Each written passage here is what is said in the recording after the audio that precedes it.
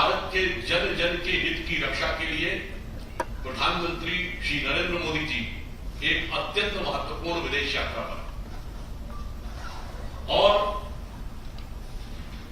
Sweden में वहां की सरकार ने भारत के आज तक के सर्वाधिक लोकप्रिय प्रधानमंत्री और विश्व के सर्वाधिक लोकप्रिय नेताओं में निरंतर शुमार किए जाने वाले विगत कई वर्षों से हम सबके प्रिय प्रधानमंत्री श्री नरेंद्र मोदी जी को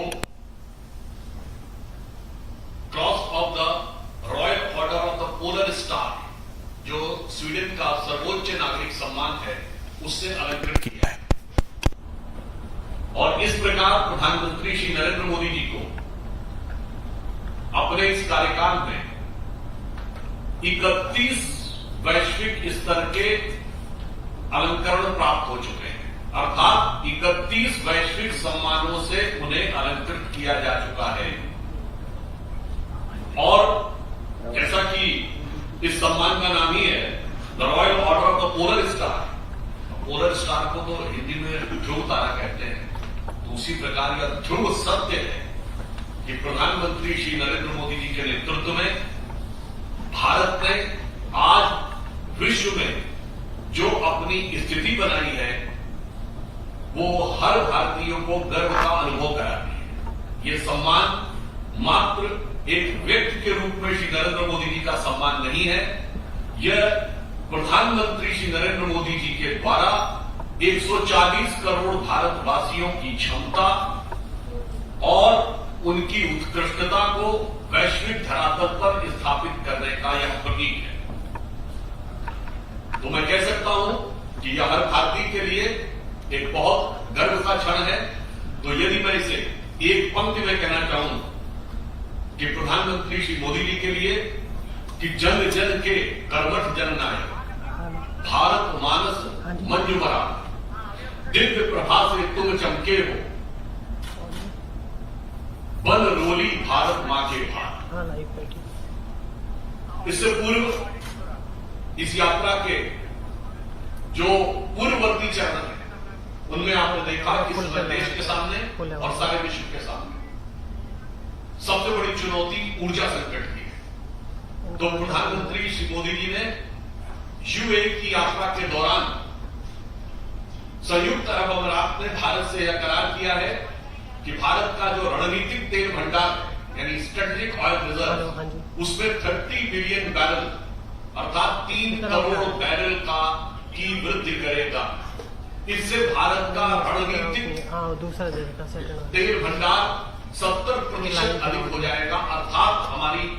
तेल संबंधी ऊर्जा की सुरक्षा और अधिक उपयुक्त और प्रभावी हो जाएगी। इसके साथ ही यूएई की कंपनी ने भारत में भी $5 बिलियन के निवेश की भी घोषणा की है, अर्थात इस प्रकार से प्रत्यक्ष विदेशी निवेश के द्वारा भारत के अंदर आर्थिक विकास को भी बल मिलेगा। कई बार कोई यह प्रश्न कर सकता है कि यूएई के दौरे पर ही क्यों जाना था, तो मैं अपने स्वघोषित विदेशी मामलों के विद्वान विपक्षियों के द्वारा, जो अपने को बहुत बड़ा विद्वान समझते हैं, सर्वाधिक विदेश भ्रमण वही लोग करते हैं और विवरण कभी नहीं देते हैं, तो उनके लिए मैं बताना चाहता हूं कि चूंकि संयुक्त अरब अमीरात ने अपने को ओपेक से अलग कर लिया है, तो इस कारण से वो अब अपने स्तर से स्वतंत्र रूप से पेट्रोलियम प्रोडक्ट्स के यानी एक प्रकार से विपक्षी स्तर पर यूएई के साथ बेहतर बात करके अपने ऊर्जा संकट का समाधान करने की स्थिति में हो सकते हैं। दूसरी बात, पास आने वाले मार्ग में स्टेट ऑफ हॉर्मुज की आवश्यकता नहीं पड़ सकती है, अर्थात वर्तमान समय में जो चुनौतियां हैं और संभावित घटनाएं यदि ऐसा ही मोड़ लेती हैं, जैसे आसन्न संकट दिखाई पड़ रहा है, तो उस समय यह भारत के लिए अत्यंत महत्वपूर्ण होगा। इसके साथ एक दूसरा विषय जो भारत की दूसरी एक रणनीतिक आवश्यकता के लिए महत्वपूर्ण होता है, आज इलेक्ट्रॉनिक्स और चिप में हम सभी प्रयोग करते हैं और आपने देखा है कि अमेरिका और चीन जैसे देशों में भी जो टग ऑफ वॉर हुआ उसमें कहीं न कहीं क्रिटिकल मिनरल और चिप का अत्यंत महत्वपूर्ण स्थान रहा। तो नीदरलैंड और स्वीडन के साथ जो प्रधानमंत्री जी ने टाटा इलेक्ट्रॉनिक्स और एएसएमएल के बीच में समझौता हुआ है, क्योंकि चिप मैन्युफैक्चरिंग के तमाम कंपोनेंट्स के में नीदरलैंड का बहुत महत्वपूर्ण स्थान है। अतः भारत को चिप के संदर्भ में स्वावलंबी बनाने में ये एक महत्वपूर्ण मील का पत्थर साबित होगा। और वैसे शायद आप में से बहुत लोगों को पता हो या ना पता हो, व्यापार की दृष्टि से भारत और नीदरलैंड के बीच में यह संबंध है कि दुनिया की पहली कंपनी जिसने पब्लिक इश्यूज निकाले थे वो सन 1602 में डच ईस्ट इंडिया कंपनी थी, जो दर्शाता है उस जमाने में पब्लिक इश्यू लगाना, यानी जनता अपना पैसा लगाने को तैयार हो तो वो इंडिया के नाम पर ही लगाने को तैयार है, क्योंकि उन्हें भरोसा था कि भारत से व्यापार होगा तो निश्चित रूप से उनको लाभ होगा। तीसरा महत्वपूर्ण कार्य ये हुआ कि 11वीं सदी के चोल साम्राज्य, राजा राजा चोल और गोलोतुंग चोल के सम्राट के कार्यकाल की ताम्र प्लेटें जो 1000 वर्ष पुरानी भारत की प्राचीन सभ्यता और उसकी महानता, उसकी दक्षता का प्रमाण देती है, उनको भी भारत वापस लाने का निर्णय वहां की सरकार ने किया और इसके लिए प्रधानमंत्री जी ने अत्यंत विशेष रूप से प्रयास किया। और हर भारतीय को इस बात की प्रसन्नता है कि भारत की प्राचीन सांस्कृतिक विरासत, आज 1000 वर्ष पुरानी विरासत लगभग 200 साल पहले जो यहाँ से चली गई थी, वो आज पुनः वापस आ रही है। अतः हम ये कह सकते हैं, और वैसे थोड़ा सा डाइग्रेस होते हुए, चोल साम्राज्य जिसका प्रभाव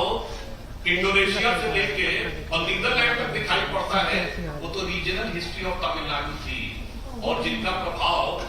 केवल सल्तनते शाह आलम के लाल किले के पालन था, वो नेशनल हिस्ट्री होती थी। तो थोड़ा इस विषय पे भी देश के प्रबुद्ध लोगों का यह प्रकरण ध्यान आकर्षित करता है। और इसलिए हम ये कह सकते हैं कि प्रधानमंत्री श्री नरेंद्र मोदी जी का यह विदेश दौरा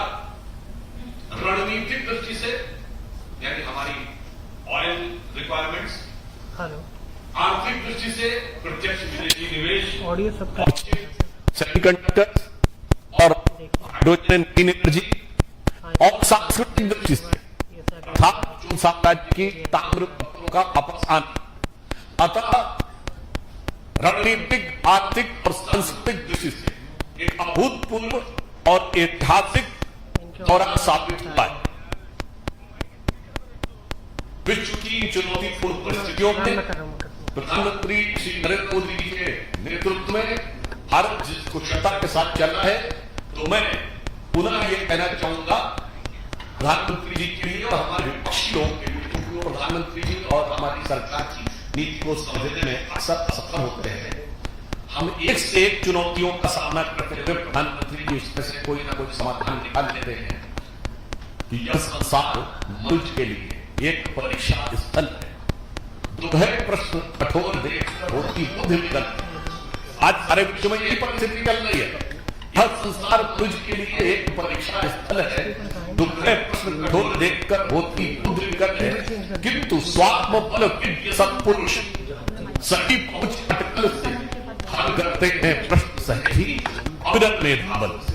प्रधानमंत्री जी कुछ सत्पुरुषों के समान है, जिन्होंने अपनी अविरत मेधाबल से भारत के संकट का समाधान किया है और एक शंका का समाधान भी करते हैं। कुछ दिन पूर्व पार्टी के अपनी सांसद ने पूछा था, भारत की राजनीति के चिर युवा और चिर व्याकुल नेता, विश्व के सर्वाधिक भ्रमणशील नेता, भारत के इतिहास में आज तक के सर्वाधिक भ्रमणशील नेता प्रतिपक्ष विदेश यात्राओं के हुए खर्चे के लिए अपना पक्ष आज तक नहीं रख पाए हैं। देखिए अभी आ रही है और हम उनसे